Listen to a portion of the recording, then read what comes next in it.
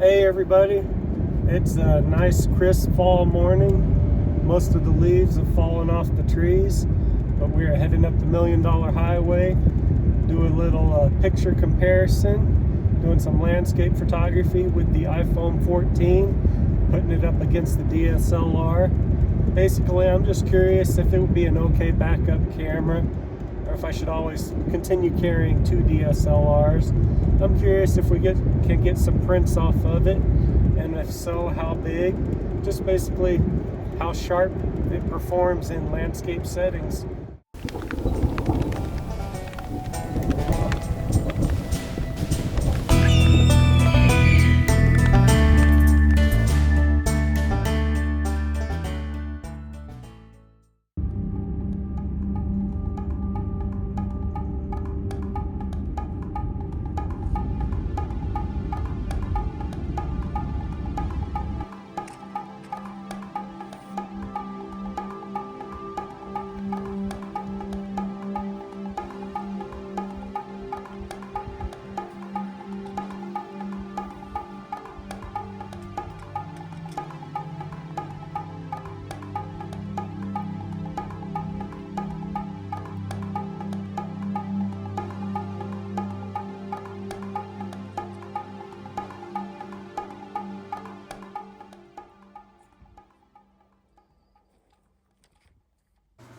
All right, here we got our images from the photo shoot.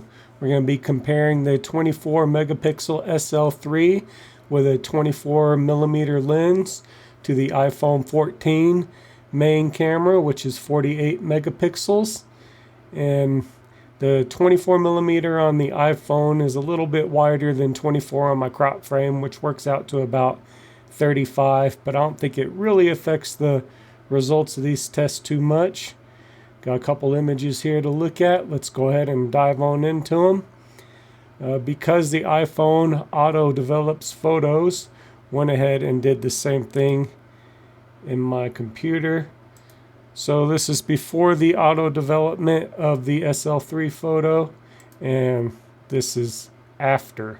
So all the photos have been auto corrected for exposure either by the computer or by the phone itself. So here is our first image. We're looking at the SL3 first. We're going to go on and dive into 100% zoom. And everything here is pretty sharp. It's not tack sharp.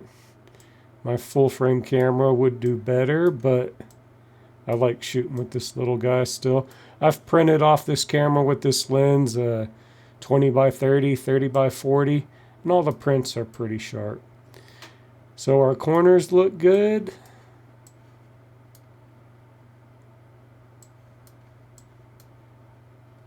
Mountain peaks are pretty well in focus. The ones in the most distance look pretty sharp to me. I'm happy with the camera, happy with the lens. Let's look on over at the iPhone 14 picture. Yeah, first glance, that looks pretty good. Zoom on in here, and kind of what I expected. Not so much at 100% zoom. The mountains kind of have a pastel water painted look. It's not terribly sharp. Not bad, better than I'd expect for a phone, but I don't think we could do prints off of it, use it as a backup camera or for client work. Let's take a look at the corners. Oh, the corners are really bad.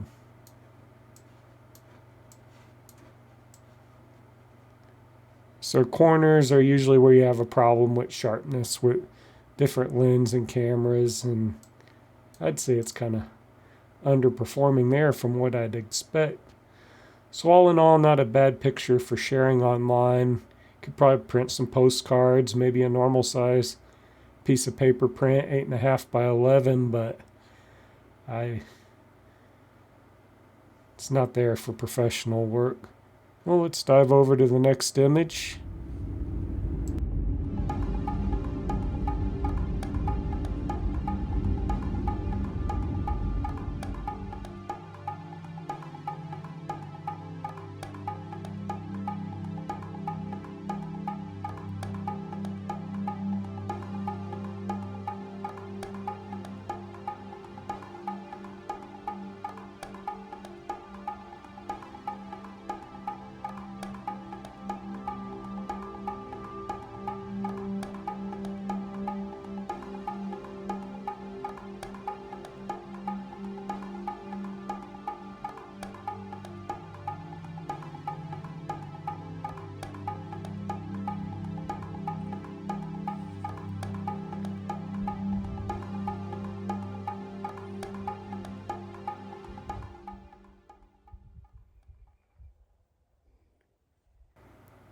Here we got our next image. I chose this location because of the little barn out here, shed, and that was my focal point. So on the SL3, zoomed in at 100, it's fairly sharp. You can see the wood planks, the gaps in the roof. And got our mountain range, which to me is looking pretty good as well. Dynamic range, the camera handled well. We got nice gradients in the clouds and no blown out highlights. Some of the shadows are a little crushed, but I don't mind that in the darkest parts of the image. I'll show you what I mean. So that's pure black. You can't get data back there, but for those parts of the trees, I don't really think it matters. Let's check out our corners. Grass is nice and sharp. Little trees sharp. All in all, I'd say that looks pretty good. Let's dive on over to the iPhone image. It still did pretty good with the dynamic range. Got kind of a weird halo effect in here. I did clean the lens between each shot. Not sure what that's about. Kind of interesting. Doesn't necessarily ruin the image. Let's dive in on our shack. And once again, it's just the detail's not as there as it was with the phone or with the SL3. I can't really distinguish the planks of wood. And the mountain peaks are kind of the same. They're kind of muddy, blotchy, looks a little bit like a water painting.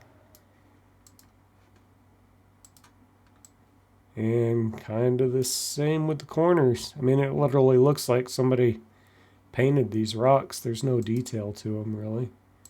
No sharpness. So kind of the same as image 1. All right, let's dive on over to image 3.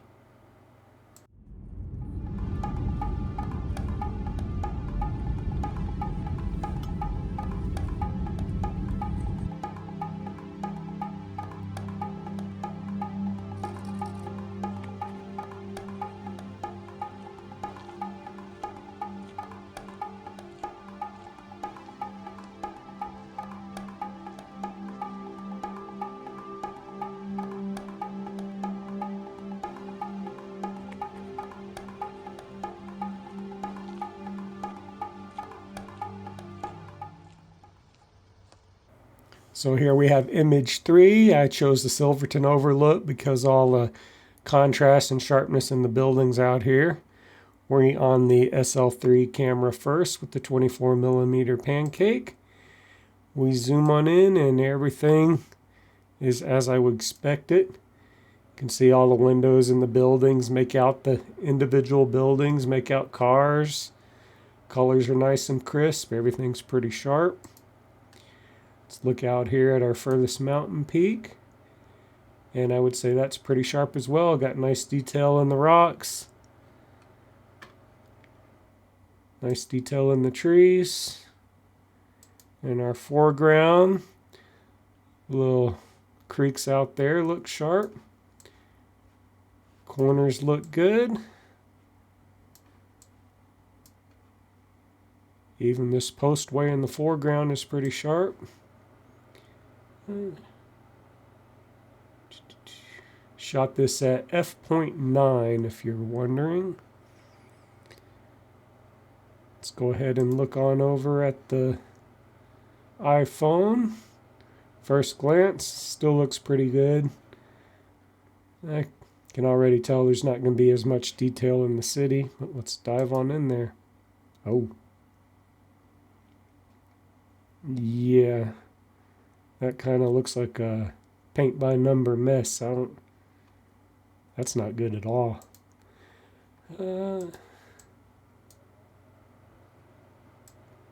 Corners are still kind of muddy as well. They're a little sharper than the others because they're a little further away, but I think the iPhone 14 did not perform too well here at all.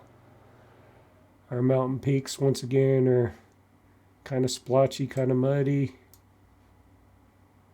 So kind of as I thought. For a phone, I think it did great. For a backup camera, it wasn't feasible. And I kind of knew this would be the results, but I did see all these videos compare the iPhone 14 Pro, Pro Max to every other camera, compare it to $10,000 cameras. So I really just wanted to take it out, run some tests myself, and see what I thought. And for a camera, it does okay. Great for sharing images online. Uh, Great for, going out on holiday and making some memories. But as far as a backup camera, it's just not there. But I am still really impressed with this thing as far as its video quality, which was my main purpose for buying it. I really just wanted to improve the content for this channel and shoot some more cinematic video. So I'm not at all unhappy with the phone. I think they've come a long ways. Can't wait to see what they do next. All right, thanks for watching. If you guys haven't subscribed already, now'd be a great time to do so, and have a nice day.